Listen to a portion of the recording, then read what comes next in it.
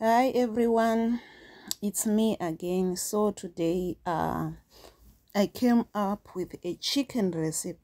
That was the meal that I made for David. Muswe birthday rake, so my ingredients are apa aya. But yeah, vamwe munogona kutoshokeka ndiri kubika chicken for his birthday, and I think 90% yemaZimbabweans are munomu. We always say chicken in South Africa inoshata, and so sure it's true, inoshata. So ndine madrumstick anoshata ari apaya, but I am going to try my level best kuti anake. Ndichibika recipe inofarirwa nemurume wangu. So ndiri kutanga kutora madrumstick angu ndamasuka ndikamaita peti dry, then ndakumaisa mupoto mungori neoil. Ndangoisa just cooking oil, isina kuwandisa, isiri yeku deep fry, just yekungofrya side by side rechicken yangu. So ndiri kutora one by one ndichiisa mupoto ine mafuta atopisa kudara, then ndichiisa mupoto ine mafuta atopisa kudara. Saka ndodawo make sure kuti ese akwane imomo. There are about 8 drumsticks. Anonzi madrumsticks here, kanzi madrumstick. I don't know, but 8 madrumstick ari papapo. So ndamaisa mune mafuta, then ndakutanga kumapindura because mafuta acho angati pisise zvawo. Madrumstick ndakamatenga kufish fabric, vanotengesa madrumstick anenge ari 9. So ndikutora iyi ipaprika, ndakumwaya paprika yangu on top. It doesn't matter, haifaniri ichipinda mukati because pachazoita soup.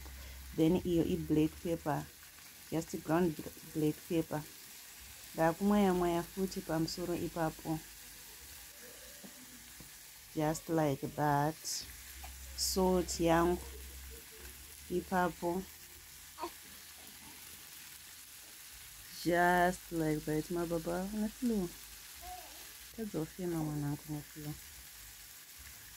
Salt ndoisa pamusoro, then I turn again side rechicken yangu. I turn it, ndichinyatso make sure kuti handisi kuibvarura, because hanti munoziya chicken in South Africa, munoiziya inogona kutovharuka ipapapo, but ndiri kuita zviri kind of zvakanaka kuti inge isingabvaruke. Ndichiitena one by one. Ndiri kungoshandisa kafoko kangu katori kekubvisa. I know hakasiriko basa rako, musazondijajana judge Judy, I know. Then ndakuita same thing, adding paprika to the other side. I'm not saying each paprika aiware. This meal is quite healthy, you will see. Then I add black pepper.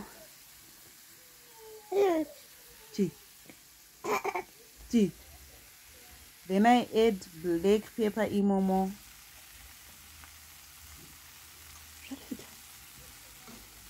Zvatoita ndatoipindura yatoita ipapapo.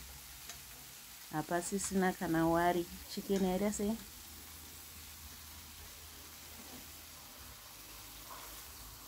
Chicken yatoibva, so munyeperwa imbizhi inenge yakazara ropa pakati. Zvamuri mungatozotora mukatanga kudya yakadai, aiwa isati yaita. We still have a long way to go kuti chicken iyo izonzi yaita, but apa we are trying by all means kind of kumarinate nyama yedu maiziva. Then apo ndagadzira mapotatoes angu, ndabika mapotatoes about 4 or 5 of them. Then ndichaisa mazai ayo, mazai angu 3 andaboilisa, then ndamakata I think into 4 kuti ndiwane kugadzira potato salad. Now chicken ndakuitora ndichibura. Yeah, you want to help mommy? Ndakubura chicken ndichiisa muplate.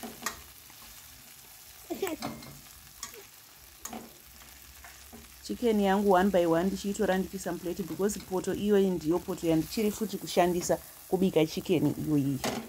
Just be patient and watch carefully. Video iri harina kueditwa, so you will see kuti ukatoibika unogona kutotora same time yanditori nayo panapa. Then ndatora uchi hwangu, just organic uchi, about a cup.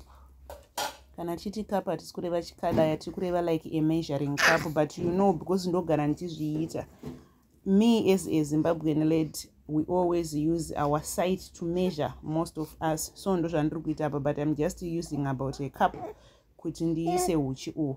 So nenyaya yechando kuti kwakuri kutonhora hwawa yakasiwa batana but apo hwakumeuta. If you look carefully, you estimate it's about a cup.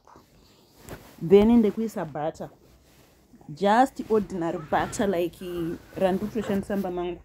I'm not rich ndinoshandisa stock, so iri just stock butter. But you can use whatever special butter unawo, ma sorted or ma unsorted, I mean. But not unsorted, because unsorted it turns milk. Sorted butter or just the original butter, ordinary butter with fat. So ndaisa butter. Then yandiri kuisa pa garlic. Garlic iya iri already crushed. Very unfortunate kuti, sorry mababa. Very unfortunate kuti mwana wangu anga achikosora, so chikosoro chapera. Very unfortunate kuti garlic yangu yakatena color, but ndakatoitenga yakadaro kuti ndakaitenga kuti mufish fabric mandakatenga chicken. So yakatena color, but it still works the same.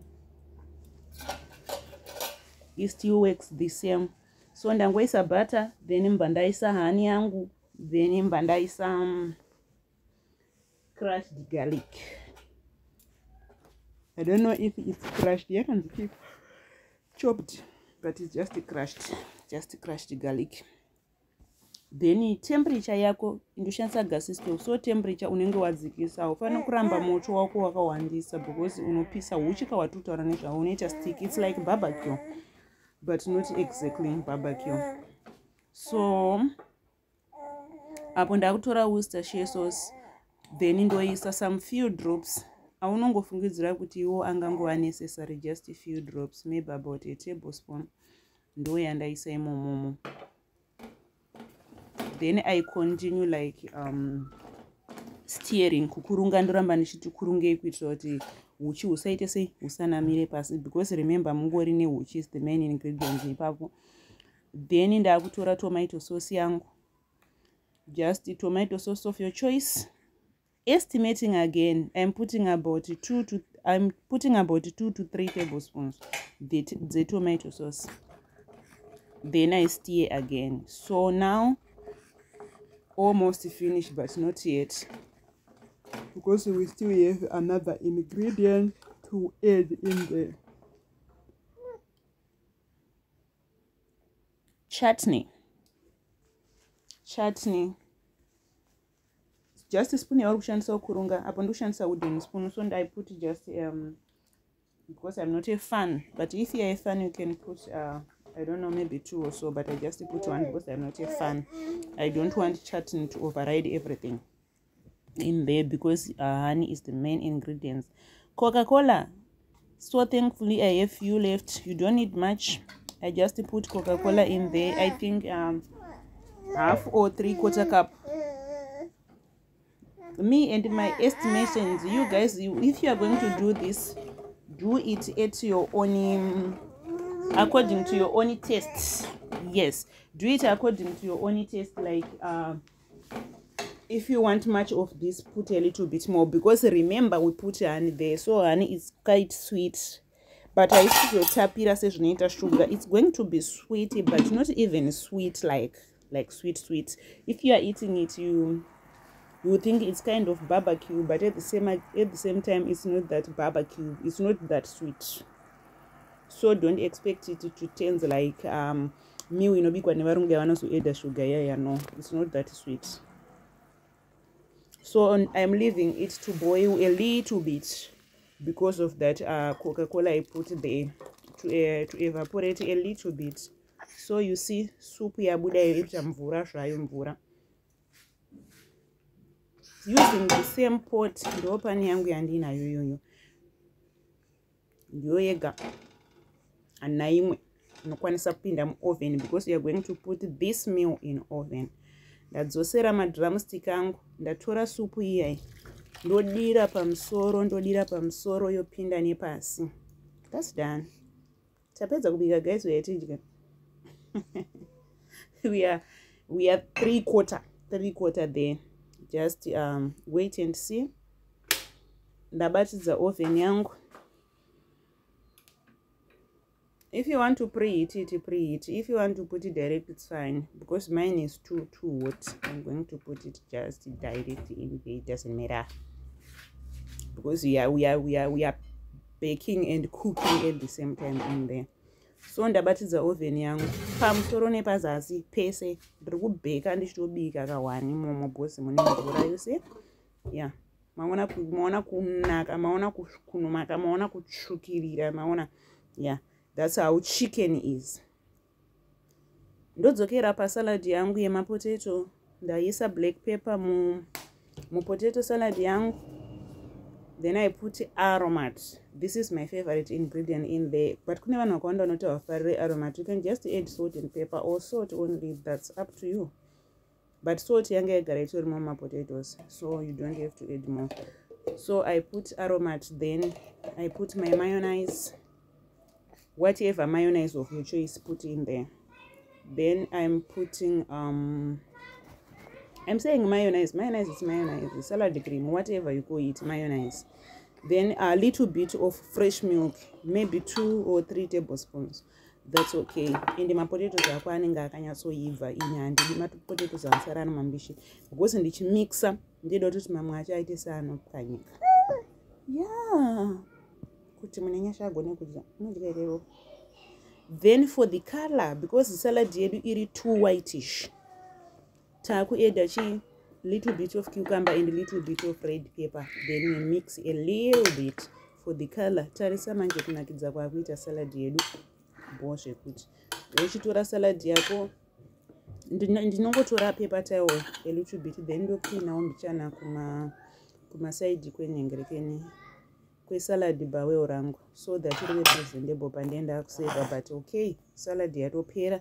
Now I am making Greek salad, or you call it green salad, or you call it vegetable salad. I don't know what you call it.